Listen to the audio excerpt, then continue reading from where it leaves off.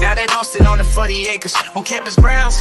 We gather around, discussing goals and dreams and life's adventures. The Texas Longhorns, they're the talk of the town. Podcast tales of the 40 acres, where we dive deep into the game day stories. From touchdowns to heartbreakers, we discuss it all. Texas Longhorns glory. Here we gather around each Thursday night, talking sports, it's so alright.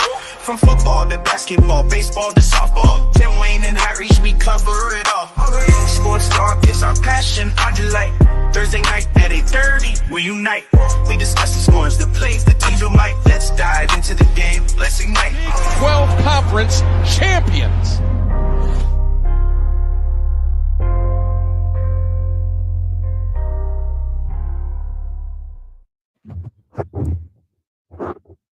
What up? The end of that is so great. I love the end of the intro. Yeah, that's great work, bro. Dope. It's so dope. Good work on that. Good work on that entire thing. This entire video is actually really cool. We still will not reveal our secrets on how the song was made. It's none of your business. Anyway, what is up? It's a Longhorn Fan Battle podcast here on a Tuesday night. You know, getting a little early coverage this week, just simply because there's a thing called the NFL draft, and I've got a Colts podcast, a live show on Thursday. So, and we want to see where our favorite Longhorns are going to go in the first round. Yeah, hopefully one of them goes to the Colts. He visited Indianapolis last week. Oh, okay. So we'll see. But pass catchers are definitely in play for the Colts, and I think DBs are, which are two positions of need for them. So we'll see what happens. Dallas needs a little bit of everything. So, word up. Well, there's a lot of teams that need a little bit of a lot of things. I read something today. Peter Schrager was on Pat McAfee's show. Yes. And he said that there might be 6 quarterbacks taken in the first round, not just in the first round, but the first half of the first round. Yeah. So that already, again, we talk about this every year, and I talk about it with the Colts, and we talk about it here. The NFL draft is wild, and there are a lot of teams that'll do whatever they can to make sure they can get a quarterback, because that is the number one thing that your team needs. Right. Before you even think about anything else. No team's you're not winning a Super Bowl with Ryan Tannehill. Sorry, Tennessee. You're not winning a Super Bowl. You're not winning a Super Bowl with Will Levis. Sorry again, Tennessee. It doesn't matter how many weapons you get around a guy. You're not winning a Super Bowl with that kind of lack of QB play. So there's this guy, maybe I don't know who it is. Don't really remember. Don't really care. But there's this one guy. Oh, it was Colin Cowherd. Of course it was. Like 3 or 4 years ago, he said, if I was a GM, I would swing every year in the first round for a quarterback until I find one. I mean, is he wrong? No, he's not, because it's the most important position on the team. If it's the most important position on the team, you could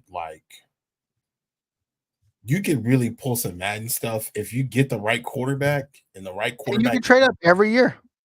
You could trade up every year, and you could really do some damage in the NFL draft. You can get 2 picks.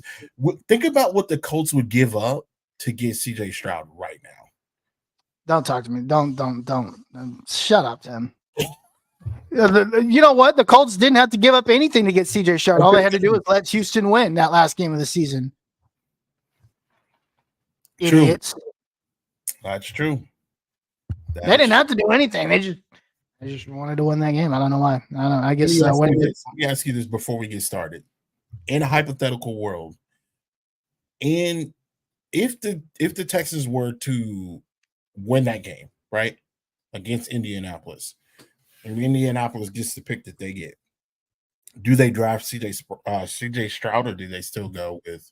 No. You draft CJ Stroud, because if you don't listen, they would have been the second pick in the draft. If they don't draft CJ Stroud with the number 2 pick, Chris Ballard deserved to be fired on the spot.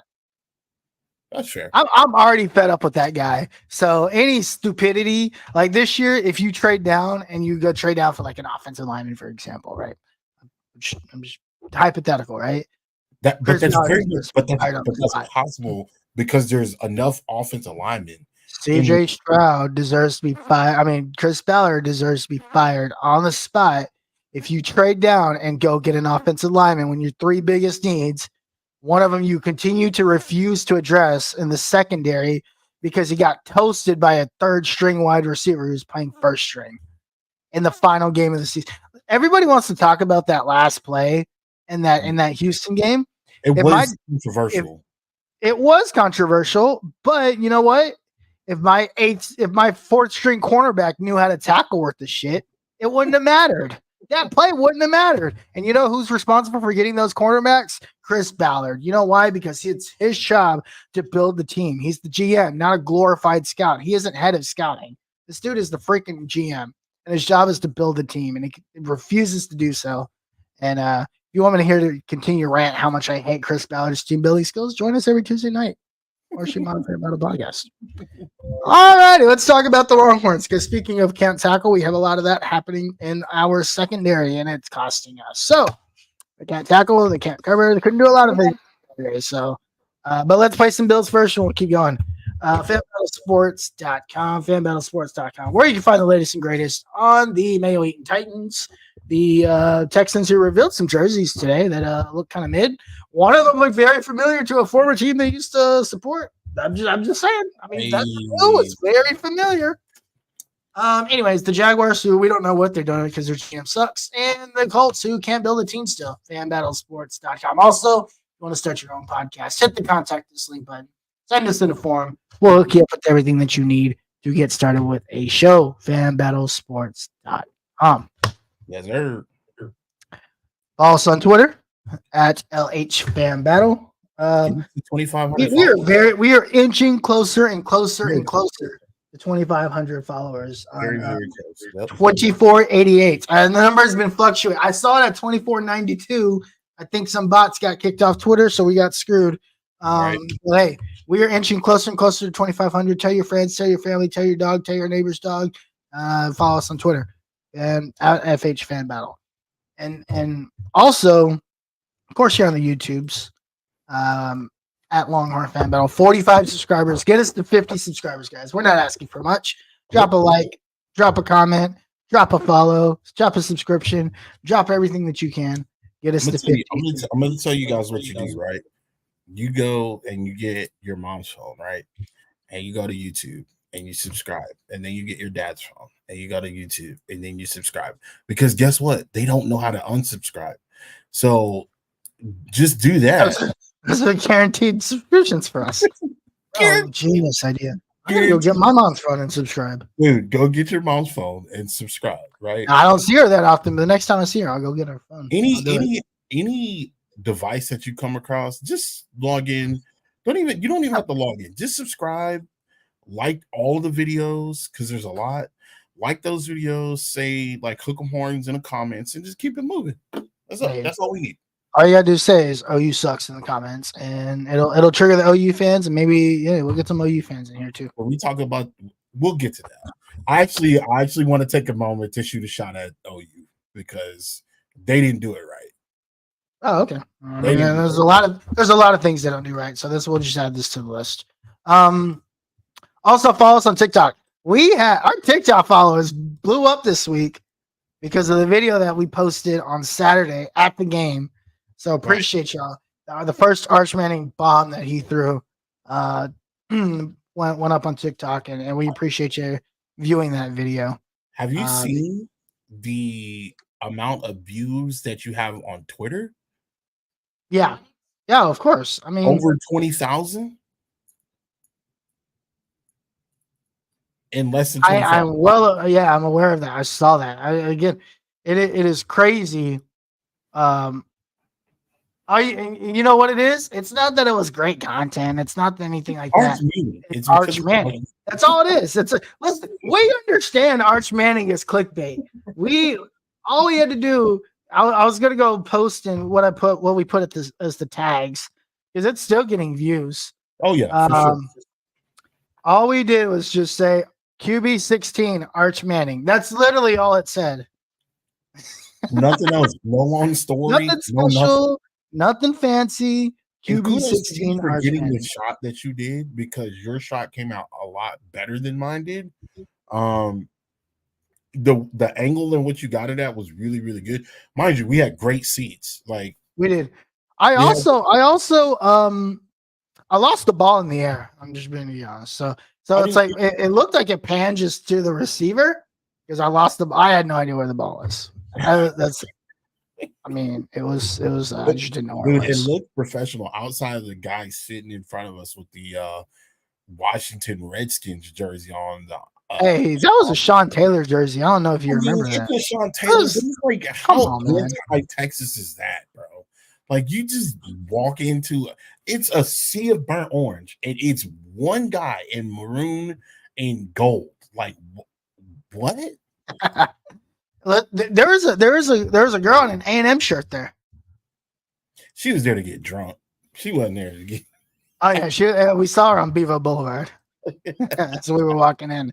That's what she was there for. Hey, touche, teach their own. Yeah, for real. Listen, they didn't do much at the A&M. I can tell you they didn't do much at the A&M spring game because Connor Wegman did not look good at all. But hey, we're not here to talk about them. Tim, let's get right into it, man. Yes, sir. So we went to the spring game on Saturday. Went early. Went very early. We went early. The rain held up. The weather was good.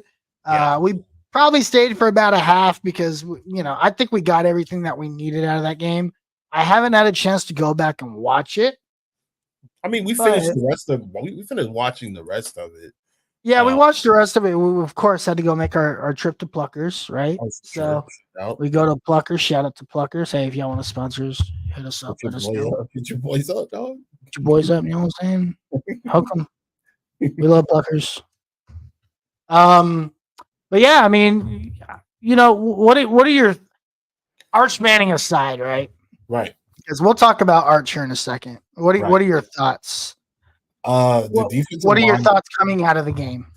The thoughts coming out of the game, the defensive line looks great. Okay. That defensive line looks really, really good. Your boy, who you don't like, made a great play. He caught an interception. Alfred Collins. He caught an interception, ran it in for a touchdown. Vasek with the tip. Okay. Yeah. Vasek with the tip. Was very good. That looked really good. He looked really good. He looked, honestly, out of all the defensive linemen, Vasek looked probably like the biggest. Like he looked like big. He put on some muscle. You know what I'm saying? They all look like superheroes out there, but Vasek kind of stood out. Another person that stood out was Muhammad. I don't want to butcher his first name. Manny? Manny Muhammad. Manny Muhammad, yeah, we could say that. Yeah. Manny Muhammad looked really good. He's also very, very big. He looks like if he put on like 10 or 15 more pounds that he could possibly play linebacker. He's an NFL corner. He will be an NFL corner. He's an NFL corner. He's long. He's bigger than what you think. He's just got a lot more muscle than what you think. I really think that he's going to, because I mean, he did do some work, in that first half. He did break up a couple of passes. I'm glad nobody got injured. That was a really, really good thing. Nothing of significance. I do remember somebody bruising up their hip, not their hip, but their hamstring, but nothing out of this. Yeah. Who was that? It's one of the. Wasn't it an offensive lineman? I want to say it was an offensive lineman. I can't remember exactly. I don't remember. I do remember that. But it wasn't a starter. It wasn't a starter. Correct. But the starters, he was the able starters to get did up. not play much. Yeah, no, starters did not On either side. I want to talk about one other thing too. The quick the 4 or 5 plays that Quinn was on the field. Quinn looked good outside of the interception on the first play. Quinn looked good. There was a play that he threw to Ryan Wingo. Listen, not Ryan Wingo. Jonte Cook. Oh yeah. Great throw, great catch. Great Shout out throw, Jonte Cook. Hey. Great catch. I can't wait to see that. Hit us up, Jonte. Yeah, I actually emailed Jonte yesterday. Really? Yeah. Try to see if we can get him on the show. That's awesome. He reached out. He retweeted us or tweeted us earlier, and then that was dope. But in all, I was pleased with what I saw. Even when we left and we were watching at Pluckers, I was still very pleased. Everybody looked engaged in the game. Those are the type of games where you don't necessarily give your best effort because it is a scrimmage. You don't want to get hurt. Of course, nobody wants anybody to get hurt, but definitely your starters. You don't want those guys getting hurt. It was dope to see Arch practice with the ones. It was dope to see that. He got a lot of play time. Yeah, he got a lot of play. He got the bulk of the play time. Trey Owens looked like a fucking superstar yesterday. Oh yeah. I mean, I know we like to talk about Arch's performance. Trey Owens looked unreal. People were talking about Trey Owens in a very good light. He looks good, man. Look, I mean, if you compare, and then of course, Cole Lord had that throw at the end of the game. Yeah, who to the back of the end zone, which was a great throw. Listen, this shows the amount. Arch is one thing. Arch is clearly developed from last year to this year, because you remember the spring game last year did not look good. No. And of course, overrated, Manning, blah, blah, blah, blah, blah, blah. People were dogging him last year, dude. He'd only been on campus for 6 weeks? 2 months? From January. Yeah. He came in after MLK Day and lost his ID twice. Look, and now look at him now. Like just the development of Arch in 1 year is insane. And then you look at the development of Trey Owens. Dude, Trey Owens been on campus since January, and he looks good. He looks good. His arm is probably the most impressive outside of Arch. Outside of the quarterbacks who are not playing. I know what Quinn can do. But outside of the quarterbacks that aren't playing, I would say Trey looked the best. And I'm not taking anything away from Arch. We know what Arch can do. But just like, when I say people were like in the stands, like, who is this guy? It's like, who is this guy? But there's other people were behind this. The guys behind us was like, I was in high school just a couple months ago. Yeah, that dude behind us, I don't know. Shout out to that guy. That guy knew his stuff. He was like telling everybody about all the players. Bro, you know who looked really cool?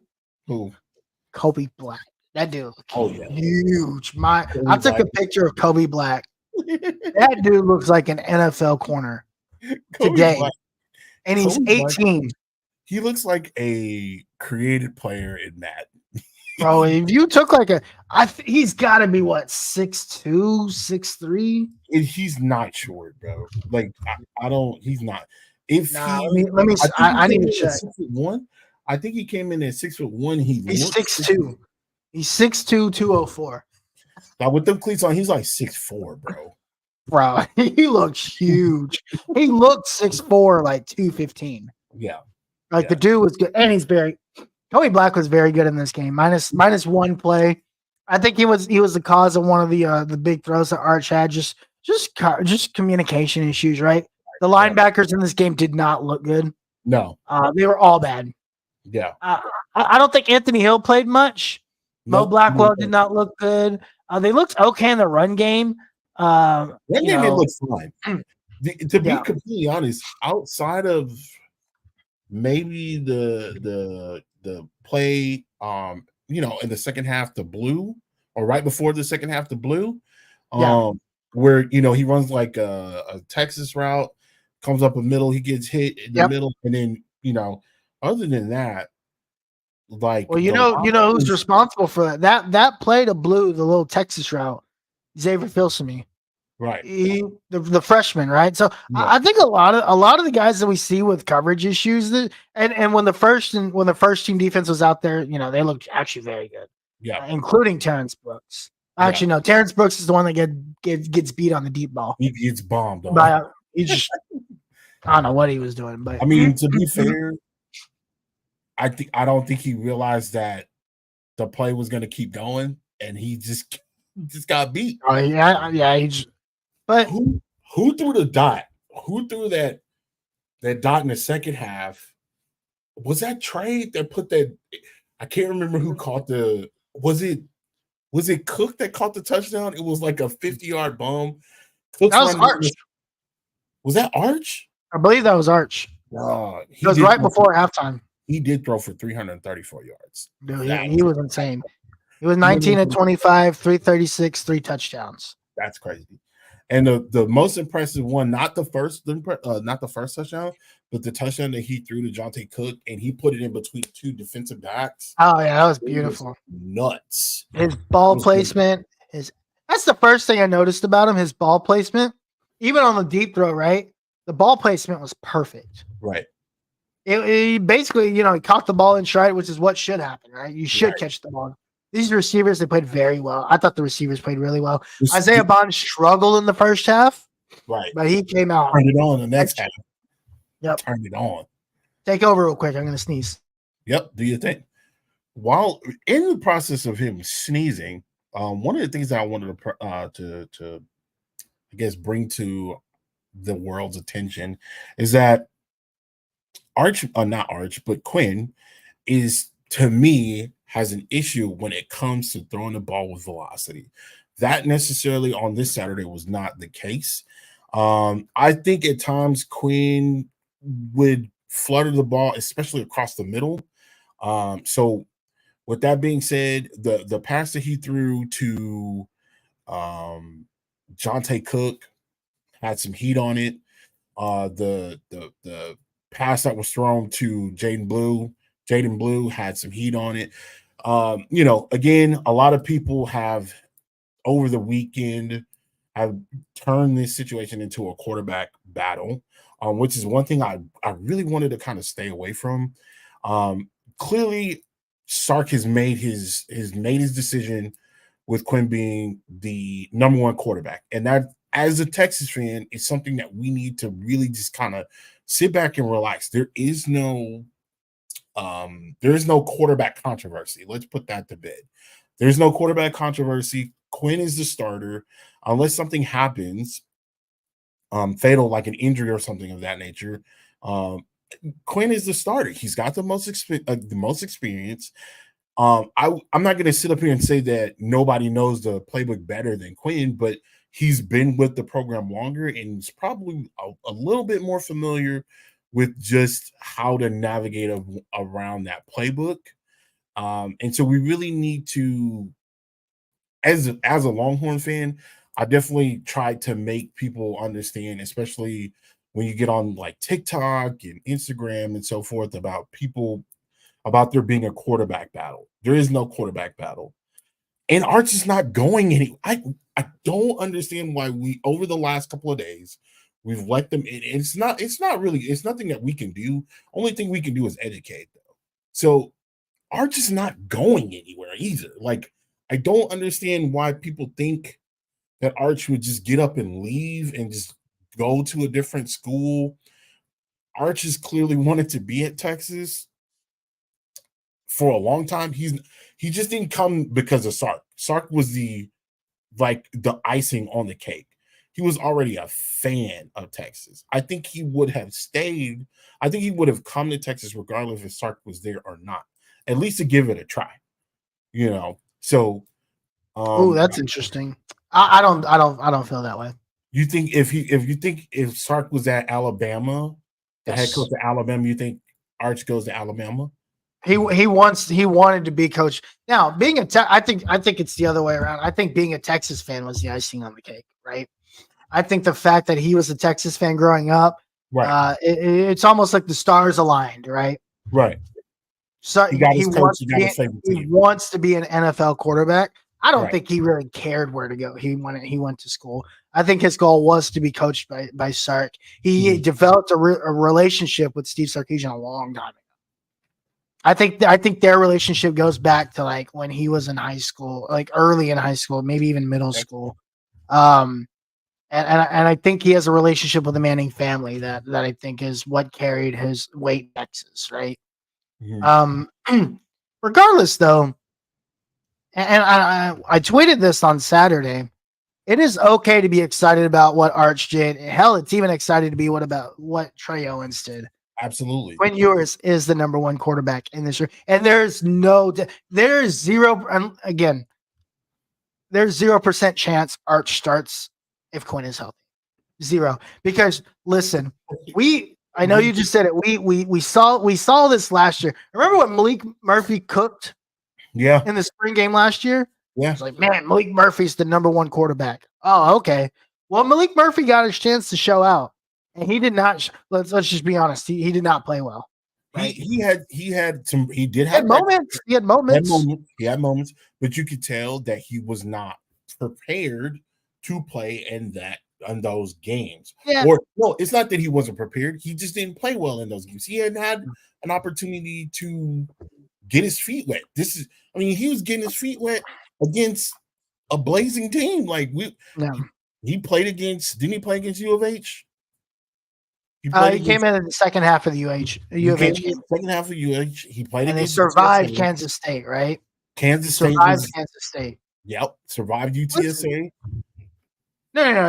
He survived Kansas State, and then Quinn came back. Okay, so I want to say, did he play 1.5 or 2.5 games? I think it was 2.5, 2.5, 3. But we know that the backup quarterback is the most impressive quarterback or the most popular quarterback, but I think we really need to put this to rest. And again, I don't necessarily know if it's Texas fans, but I've just seen a lot of it. It's national media. It is the national. Listen, click. This is the deadest part of football, right? As soon as this transfer portal is open and closed next week, it's dead. There's nothing to do for 2 months. Guys go on vacation, they go chill, they talk about the same, film that they've seen for the next 3 months. There's nothing to talk about for the next 90 days. But you know what there is to talk about? Arch Manning might transfer. I saw an article right before we got on today, and I tweeted about it. Actually, tweeted at the guy. Mm-hmm. We like to call it we like to call it boredom takes here, right? Right. Somebody tweets about Arch Manning transferring, being the starter. I like to call him out and say, "Man, you must be really bored, huh?" That's literally how I feel anytime I hear anything about Arch Manning. Can I ask you a question in regards to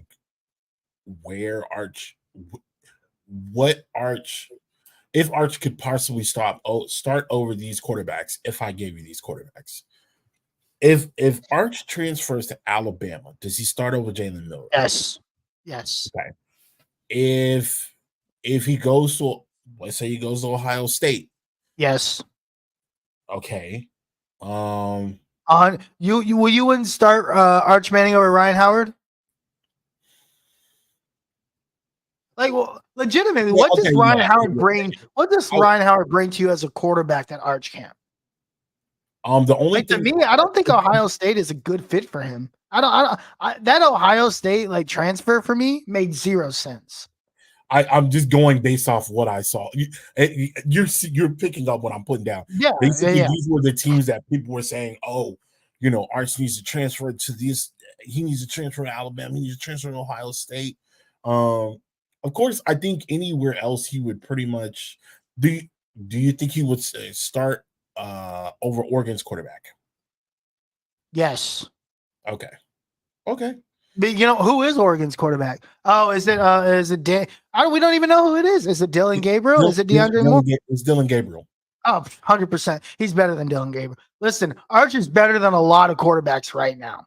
Okay. I would start him if we're looking at Arch as a quarterback. Jalen Milroe is a playmaker, right? And I think Jalen Milroe is going to grow as a quarterback this year. I think Kalen DeBoer is actually going to help him grow. Right. Kalen DeBoer is a quarterback whisperer. Yeah, look at Michael Penix. like Michael Penix is being talked about as a potentially top 10 pick now.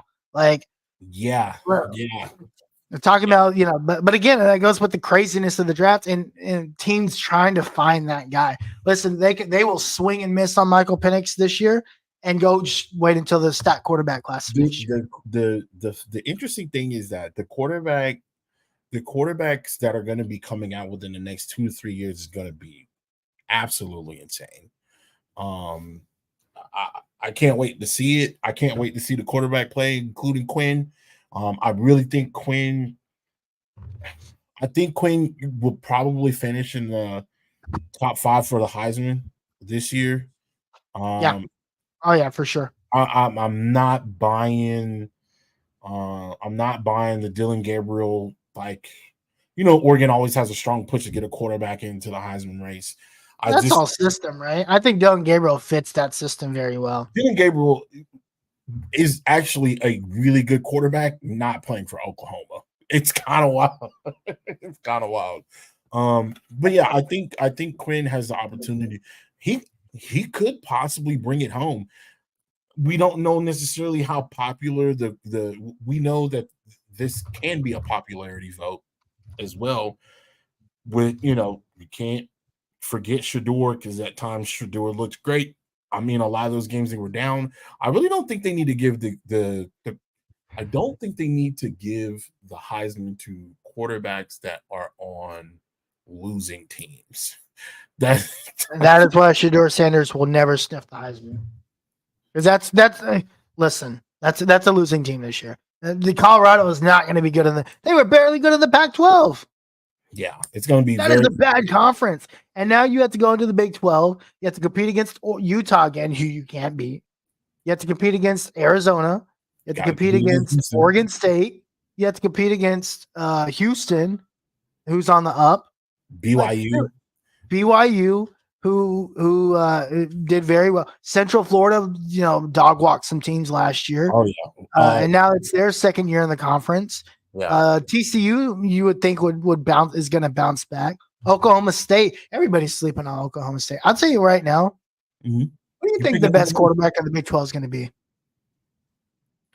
Oh, that's a good question. Random. I'm just spitballing a random thought, though. Who do you think it's going to be? I already know who it's going to be, and I think it's going to be this guy without a doubt. I think old boy at UCF is going. I can't remember his name because he looked really good last year at times. Now, where there's a stretch where they just wet the bed, absolutely. They went. I think it's their first year in a Power 5 conference. I think they went a month where they didn't win a game, and it looked really, really bad. But they were still in a lot of these games. UCF was not a slouch last year, and they put up a lot of offense. They put up a lot of passing. Very good. Yeah. Gus Malzahn, got to give it to him. Yeah. Noah Fifita is going to be the best quarterback in the Big 12 this year. Oh. Quarterback for Arizona. Best quarter. And you know what? It might not even be close. I forgot about him. It might not even be close. I forgot. A lot of people do it. I don't know. Dude, this guy literally dog walked Oklahoma on national TV. You know what it is? Is that when we did see him, it was bowl season. I think a lot of people were kind of burnt out because a lot of the bowl games last year, I'll just be completely honest with you, as a person that likes to watch all the bowl games or at least have all the bowl games on, they were trash. The matchups were so bad. The first week of bowl season Yeah. was insufferable. Like I couldn't. I think that's the thing, right? In order for you to get to the meat and potatoes, you have to keep your audience interested. I'm sorry. Listen, salute to the country, whatever. I don't want to watch Army in a bowl game. I don't want to watch Navy in a bowl game. I just, I don't. It was rough. It was rough I don't watching. care. It was rough. It was very rough. Yeah, call me anti whatever. I just don't care. Yeah. They don't care, nor do I. I mean, I'm sorry. You don't care about the New York Pinstripe Bowl? Don't care. Oh, listen. I don't care that a game gets played at Yankee Stadium. Demolish the stadium. It's done. You know what I really think? I think outside of the major bowl games, I really think they just need to be are you popular? Are you decent? Did you have a good year? Would you create an interesting matchup? I think a lot of the guys, I mean, because again, all of these bowl games are about only one thing, and it's money, right? They want to generate some type of money. And so I think the best way that you can generate money is by, again, like you said, providing a better product, right? Outside of your main bowl games, which I would say there's probably about 10 bowl games that are really like solidified. Of course, you got your main four, your Fiesta, your Sugar, your Fiesta, your Sugar, your Rose, and what's the other bowl I'm looking for? Sugar, Rose, Fiesta, Cotton. Cotton, right? Not Cotton. Sugar, Rose, Fiesta, Orange Bowl. Okay, those. You got your Cotton Bowl. That's a fifth one. I say those 5. You don't change. You keep those the way you keep them. Yep. There's the Holiday Bowl. The Holiday Bowl has had some really big matchups in the past. The Peach Bowl has had some classic games in the past. The Peach Bowl. Man, I can't think of all. It's so many of them, but I think there's about 10. That was 7 of 10. There's a couple other bowls out there. Everything else outside of those 10, give them the best matchup. If it's got to be local, I think it has to be. I think that's the problem. The best matchup is not good because all these teams are going to.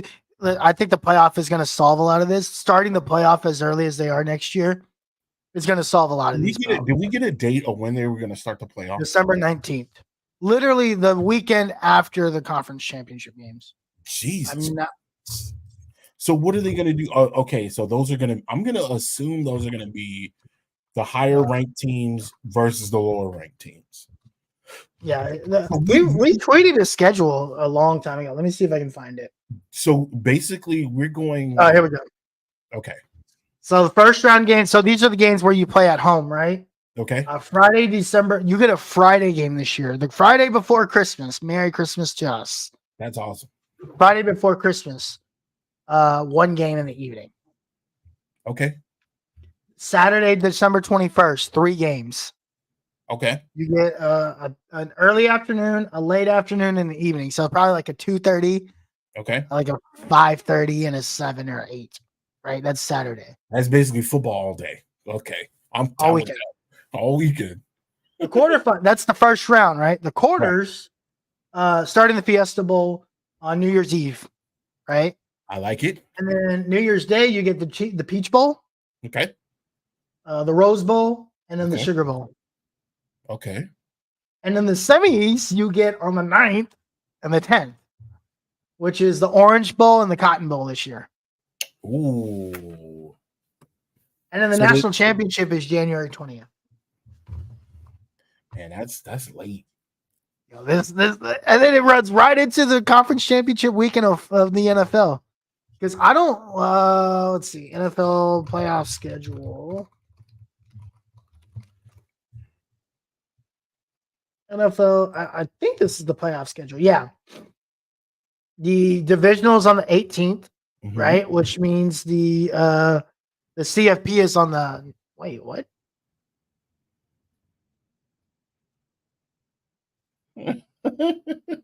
Oh, I'm looking at the wrong dates. Oh, sorry.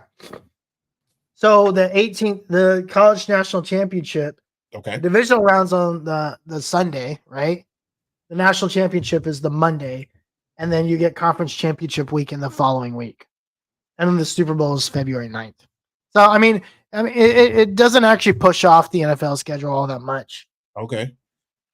But I think this is the solution, right? You start them as early as possible, you end it as late as possible, and it keeps everybody engaged through the holiday season.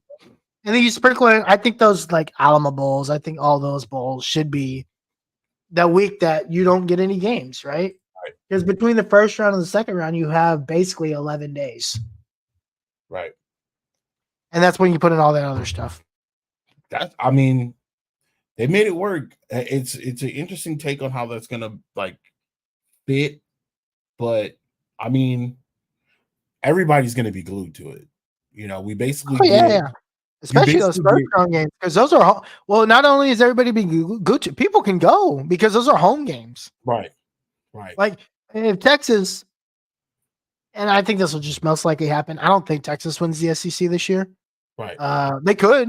I mean, they could. But I think like Ole Miss or Georgia wins the SEC. You think Ole Miss or Georgia? You're saying Ole Miss? Mm-hmm. I mean, don't get me wrong. Ole Miss has been on a tear. They've been on a tear for a while, so they're due to have one of those. Yeah, they only lost one game last year. Yeah, they lost to Alabama in the last play. Good Lord, bro. Ole Miss lost more than one game. They lost, I think, 2. They lost 2 games. They lost to Georgia and Alabama. If we beat Georgia, listen, if we beat Georgia, then we're going to be the loser of that game is going to be the one that's not going to be in the SEC title game. So that game, as long as you win your other games, right? You got to be, if you beat Oklahoma the week before that, mm-hmm. and then you beat Georgia, then Texas can be in the SEC championship game. If they don't, I don't know the likelihood that Georgia drops a game. Yeah, that's based on the schedule. It's not that they're not good enough. It's just because it's the top 2 teams. Right. I mean, maybe you still can. You still run the table. You hope Ole Miss drops a couple games.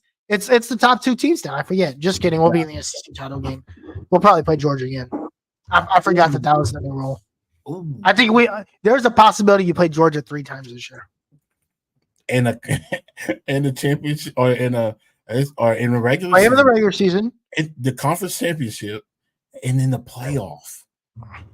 Could be the semifinal, or it could be in the national title game. You know how, I mean, if we talk about this ad nauseum, like a lot of the time, especially in the Big 12, like Texas would beat Oklahoma or Oklahoma would beat Texas and be like, well, we'll see you in the Big 12 championship. Like, it's not going to be that easy. Like, you got to come, like in that occasion, the stakes are going to be even higher. And so, of course, the last time Texas played Georgia, it was a beatdown. That wasn't the real Georgia team, blah, blah, blah. Your players opted out. So now it's like that. That's what they said to Florida State, right? Oh, Florida State would have been way closer, blah, blah, blah. Billy Bob Joe played. Bro, you got beat by 60. Like, let's just be honest with ourselves, right? Right. It don't matter who played. You might have been gotten beat by 40, right? I mean, like, come on now. Yeah, so that's just a thing. That's going to be a thing. That's going to be a running thing, right? You can't do that anymore, though. That's the thing, right? In all 3 of those games, if they play, there's not a single scenario where either team was sitting people out. Yeah, you're not sitting them out in the game right in the middle of October.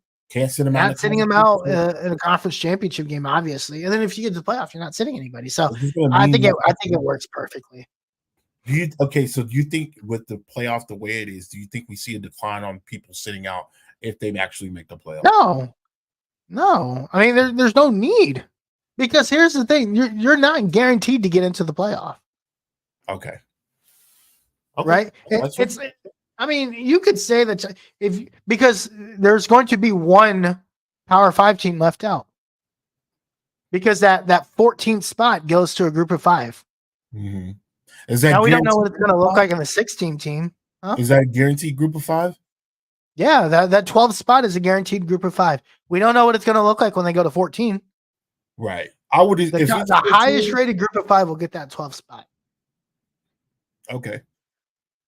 So knowing that, You can't sit out. You can't be like, oh man, we're 8-0 and we're number 1 in the country. You know, we can just chill. Because we'll probably see Texas again in the conference championship game. There's no guarantee. You drop that game, you go to 8-1, you drop another game, all of a sudden you're behind Oklahoma. All of a sudden you're behind Ole Miss. Now you're 4th in the conference. Right. Now you're hoping and praying other teams lose, right? Yeah, Oklahoma has 3 more games left. They had to play Southwest Directional University, you know, and then they have to play, you know, Alabama plays Tennessee Chattanooga. Yeah, and that's what you're hoping for, right? Right. I mean, you can't do that. And then in the future, there'll be 9 SEC games instead of 8. Right. So I love it. From that perspective, you have to compete now. The stakes are that much more higher. Yeah. More spots doesn't mean less higher. More spots makes it more. It is now more difficult to win the national title. Think about it. If you don't get a first round bye, you're gonna have to go through more hoops. You have to win 4 games.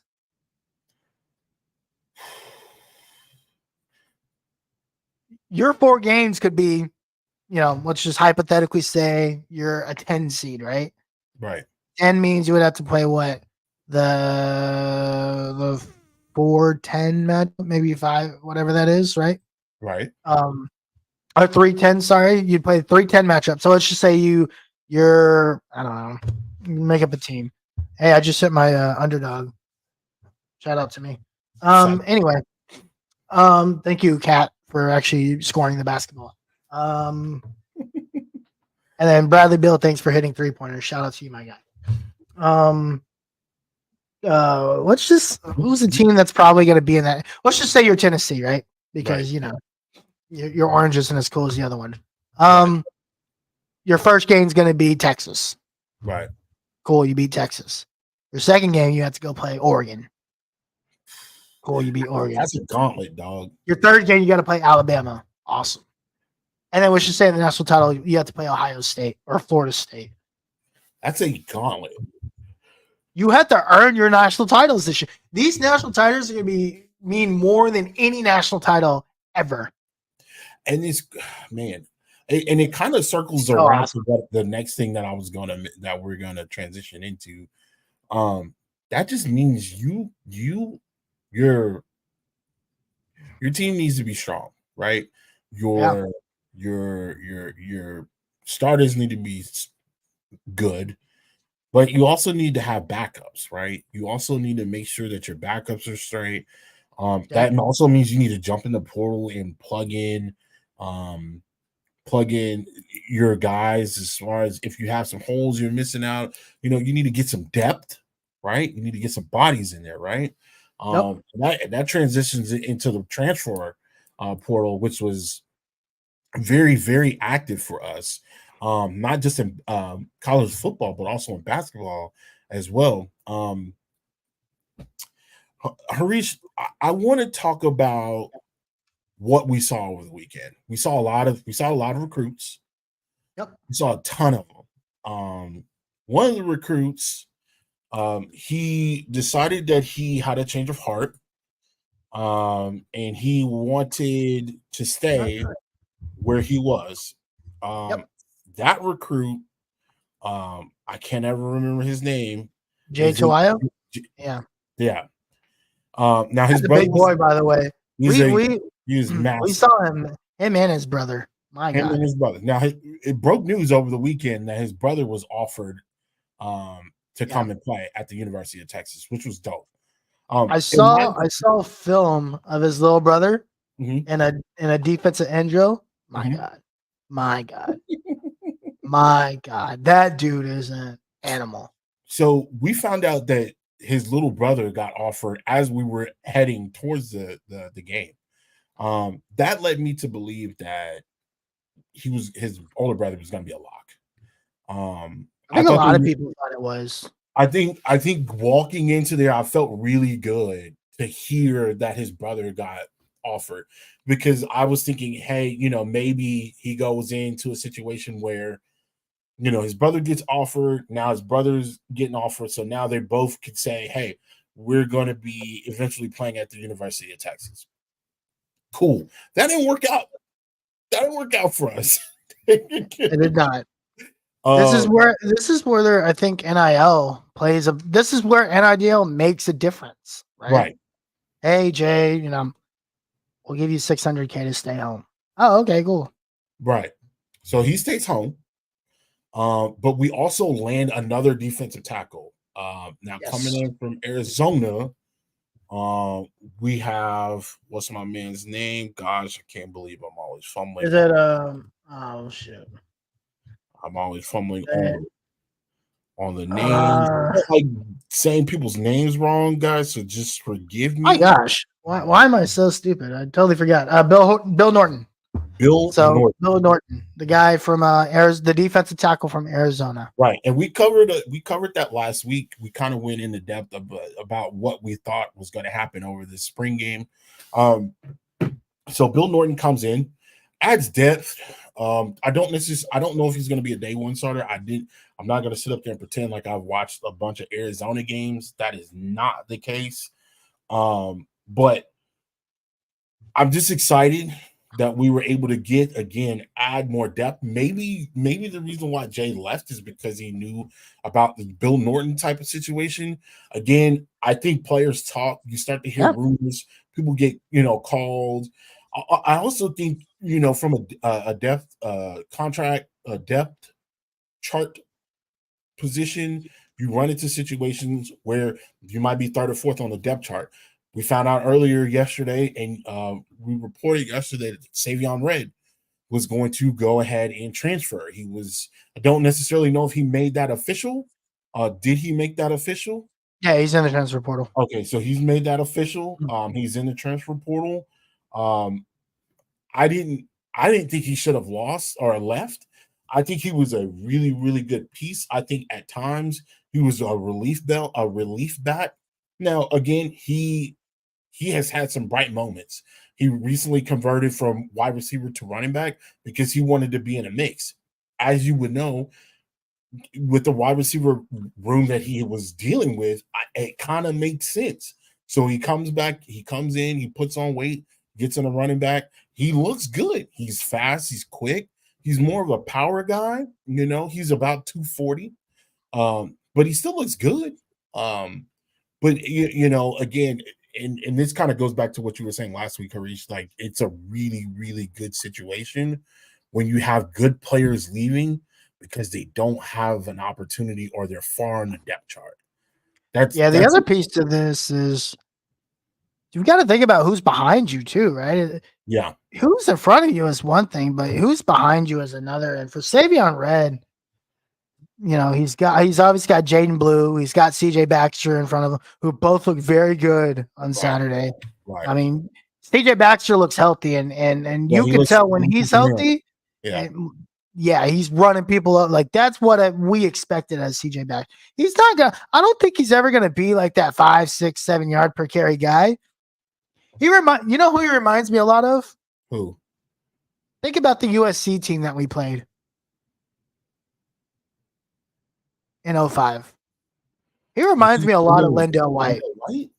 LenDale White was 260, bro. But the style of play, the way he runs, the way he does look for contact, the way he looks to get his yards. That's exactly how LenDale White.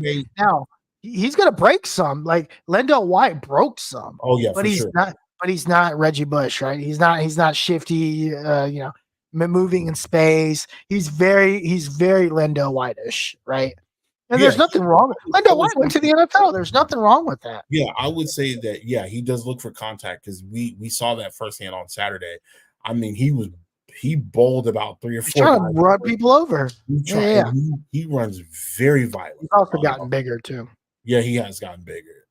He runs real hard and real violent. But yeah, when you just to kind of piggyback off of what you said, it does matter who's in front of you and who is behind you as well, because most of the running backs look decent. They all look very good. Yeah, it's not to Eric say Gibson looked good. It's not Christian Clark looked good. It's not to say that Savion looked bad, because he didn't look bad. But it's the running back room is loaded. Your wide receiver room is loaded. Your defensive line, when you keep adding defensive linemen on, it begins to get loaded. Not saying that these guys don't have an opportunity to start, but it's gonna be a tough battle. And Yeah. Savion Red is what, a junior now? Yeah, it's a junior season. He's a junior. He's trying to figure out what the next steps are in his career, right? Right. Can I get into the league? Can I not? Like, I don't know. He's got to do what's best for him. He Yeah. may say, "Hey, I want to slim down and go back to wide receiver." We don't necessarily know. He can do that in April. He can lose the weight in April and then show off his new physique in November or August. You can't do that if you leave, in the winter. You can't do that. Well, you could, but you weren't playing until the next year. And he may want to try to get as much tape as possible so that he can get drafted. So again, we don't want to hold anything against him, but we understand. Also, this was reported before we or earlier today. Terrence Brooks. Now this one was surprising. Also, shout out to the guy that called me out for posting a picture of Ryan Watts under that tweet. I appreciate it. Dude, my bad. Terrence Brooks Terrence Brooks he's tall. He's the lengthy cornerback that you want. He can, did he struggle last year at times? Yes. It was also statistically their best corner. But here's the problem. I think this is a problem in the DB room. Their DBs looked horrible on Saturday. Look, I get a lot of those guys are young, but these second, third year guys are not getting better. To be fair, Jade did not play. That's fair. I think Jade is probably going to be the best. Sorry, it wasn't Terrence. I think Jade is probably our best corner. Outside of maybe Manny Muhammad now, right? Manny. Okay, yeah. But at the end of the day, right? Manny Muhammad, you know why Manny Muhammad's getting better? Because Manny Muhammad is a 5-star cornerback. He's going to get better. Right. He's just a very talented guy. Yeah. Terrence Brooks, he's not developing. Like, he's just not developing. Now, he had some bright spots last year. He did have some bright spots. Sure. There were some moments where he got absolutely cooked. But when you played as much as you did in the college football playoff and you got dusted as bad as you did, and you come back in the spring and you look, dude, you're getting beat on fly routes.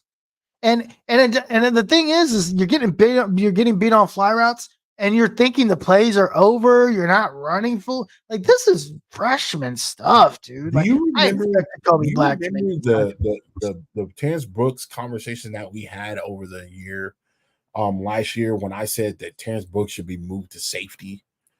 Do you remember this conversation? I think it was right before there was a couple guys we thought that should be moved to safety. It was right before the college football playoff game. It was right before the game against Washington. Terrence Brooks and Ryan Watts should have been both moved to safety. Oh, guess what? Ryan Watts is going into the NFL draft as a safety. Yeah. Like, shocking, right? But these guys are not developing, man. You running a 4.6, bro. That's not getting it done at the NFL level. You're getting dusted in the NFL at 4.6 at corner. Sorry, you're getting benched, or you need to be running a 4.4, 4.5, minimum 4.4. Yeah, I think. And sorry, Max, you have to be running a minimum 4.4 or better. Yeah, I don't even think 4.5 is good enough. 4.5 is probably like maybe a slot corner, maybe 4.5. Nickel corner. If you have good, but then if you can't run and you're hip, a lot of the times the fastest guy, your slot wide receiver is usually your fastest guy nowadays. Yeah, but that's where your hip movements and your ability to run in 3-cone and change direction come into play. Right. These guys can't. Anyway, listen, I'll shout out to Terrence Brooks. I think he did a lot. Again, you talk about guys that regrow this program. Terrence Brooks is one of those guys. This is definitely not, a stab at him or anything. I think there's more of an indictment on the coaching staff. Right. I think it's really time to start looking at Blake Gideon and Terry Joseph and say, are these guys really developing these corners and safeties? Because they're not getting better. These guys are not. Let's just be honest. Kobe Black, Manny Muhammad, they're recruiting really well. Yeah. But you need more than 2 corners, right? And those guys are going to self-develop because they're 5-star guys. That's just how it works, right? Right. You probably need to give them tips here and there, but for the most part, they're going to do what they need to do to be successful because they have an ultimate goal, right? Yeah. But you're not developing these 3-star guys. You're not developing these 4-star guys. Like Terrence Brooks was a 4-star corner coming out. And now 2 years later, a 2-year starter is leaving in a very complicated defense to learn. And he's not leaving better than he got here. You know what? I think, and we talked about this at nauseum, and we talked about this with Coach Ware. Shout out to him that like if this defense is that difficult, and we talked about this also right before we got to the college football playoff. Dumb this shit down, dog. Like dumb it down. Like my coach, I will forever be grateful for him, Gary McAfee and Coach Kerry Overton, former Rice quarterback. If it didn't work, whether it was offense or defense, if it didn't work, if the scheme didn't work, we went back to the basics. We went back to what you know. Do you know how to run? Do you know how to run a cover 3? Yes? Cool. We're running a cover 3. Do you know how to man up? Yes. We're running man. When Texas was getting cooked last year, they were running this stupid like zone man hybrid rolling coverage type situation, and our players were looking lost, bro. Our players were looking straight up lost. Because these are difficult things to do. And we talked about this, and I remember both of you and I said this. These guys were what got them to where they are now is that they used to just man up on the best wide receiver and go. That was it.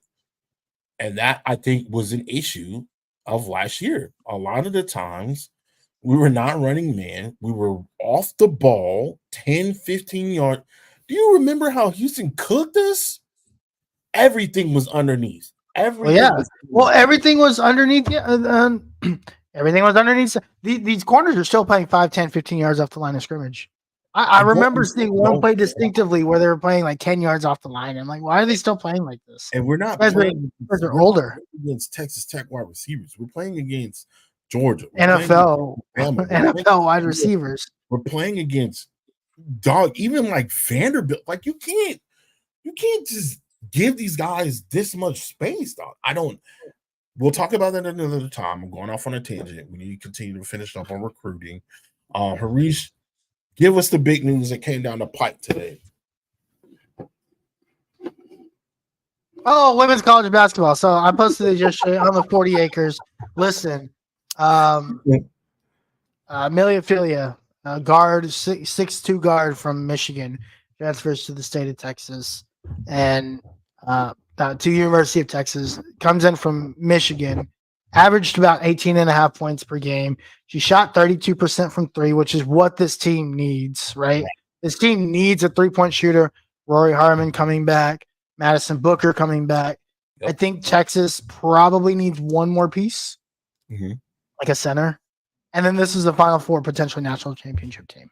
Like this team is very, very – it was an Elite 8 team last year. It's very close. Adding that third scorer, a girl who's now a junior, right? So she has experience. She played in the NCAA tournament, right? She took Michigan to the NCAA tournament last year. I believe they lost in the first round, but she was very good. And I think 2 years ago, not last season, but the season before, they got into the second round of the Sweet 16. So she has NCAA tournament experience, right? So I think Vic Schaefer continues to knock it out of the park. He's going to win a title at this university in the next 3 years. The way they're rocking and the way they're recruiting, it is really, really special to watch and see what Coach Vic has done over the last couple of years. It's been really, really impressive. And again, moving into a situation where we're going to run into an LSU, we're going to run into South Carolina, we're going to run into who else is there that's pretty good on the women's side? Florida women is not bad. Mississippi State. Colorado's Mississippi State. A&M, they're not bad. USC. Man, it's UCLA. I mean, I know Cara Vanderveer is gone, but Stanford, like they're a perennial power in basketball. And the team that we just played, NC State, like NC State is no slouch. I mean, they returned their best player. And they're going to be very good again. So, I mean, they were just in the Final Four. So, and this is the problem. The thing about the women's games is these ladies have to stay 3 years. So once you get a core built, you've got at least 2 seasons with them. So, I mean, but the same thing applies for Texas. You have at least 2 seasons of Rory Harmon and Madison Booker, because you have this season. Yep. And then if Rory Harmon comes back next year, you have next season. Right. So, which I don't know if she goes next year. If she has a crazy year, then yeah, she might leave. But she's going to be a junior this year. So if she chooses to stay, you get 2 years with those 2 girls. Mm-hmm. You need to continue to build. You need to build. Yeah, and also building makes them want to stay, right? It shows that, hey, I'm interested in you. I think there's pieces in play that can compete. I think we add a couple more pieces, we could be a real serious contender. So, and then you get to a Final Four next year, then they say, "Oh, coach, we're right there. Let's finish the job." Yeah. So, and that creates a buzz, that creates confidence within the team. So yeah, yep. I'm really excited. I'm glad that to see what Coach Vic is doing. I'm really interested to see what else transpires. Again, there's a couple more days in the transfer portal. Again, we won't be on Thursday because again, the NFL draft starts. I would assume next week the majority of the things that we'll be talking about is where our Longhorns, went. And do we feel that they're a great fit? And then we'll continue on from there. If there's any other news to report, we'll definitely report that, especially with the ending of the transfer portal. Maybe Texas makes a couple of pushes to end things. We do have some major recruits coming in this weekend. I want to just put those names out there. We have Fisher. He's going to be here over the weekend. He's going to be here on the 21st. Jamie Fisher, 5-star wide receiver. He was going that is this week. That is this. Oh, I'm sorry. He'll be in Texas on 21st. Yeah. The other receiver. Wait, he was here last weekend. Was he? 21st was last weekend. You're right. My bad. We have one guy coming in. I want to make sure who it is. I think we talked about it last week. Let me see.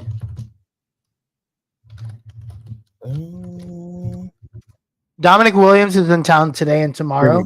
There we go. Transfer from TCU. Yep. So